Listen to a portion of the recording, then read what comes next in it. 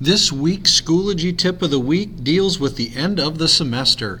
So, Schoology grades, or your current courses anyway, will be open until Monday the 22nd, and then they will go to the archive.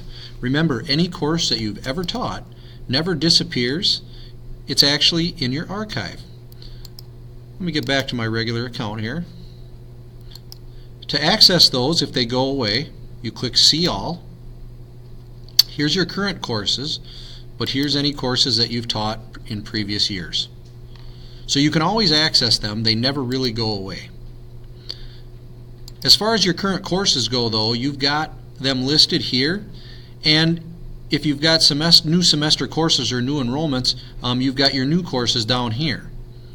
So these ones with pictures will go away because of their semester courses. Now if they're year-long classes, they're all going to remain. You won't have to really do anything. But for those that are switching at semester, what you'll want to do is open up the course,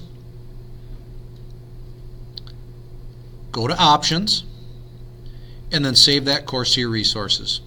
Now depending on how big your course is, depends on how long this will take, but you will get an email when your transfer is done saying that it is done. So now basically I've moved all of my content from this course into my resources. So if I go up into resources and look,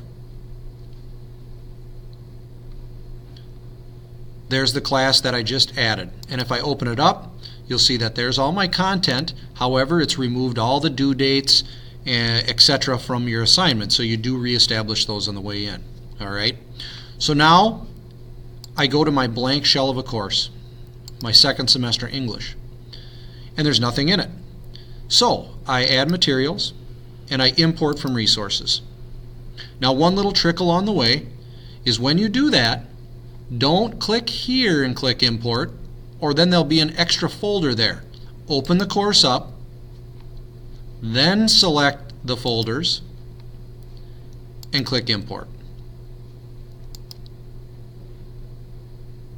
And now again, it might take some time, but eventually I'll get an email telling me that all of my materials have been added to the course.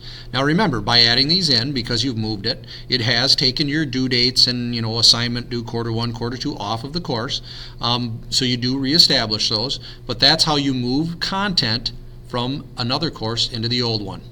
Now just one little thing to end this tech tip is when you're in your resources and personal, make sure you label things clearly. So what I did before bringing in this English 12 is I deleted my last one because I just make changes as I go and then I save it at the end of the semester. So, if you've got, for instance, a humanities course and you're going to take this one, I usually delete the old one and then I bring my new one that I've made changes to in so that I make sure I've got my more recent version of the course. If you don't want to do that or are uncomfortable doing that, just clearly label them so that you know what's going on.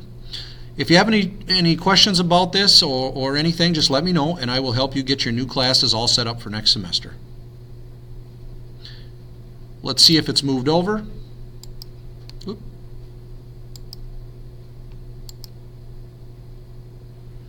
Nope, not yet.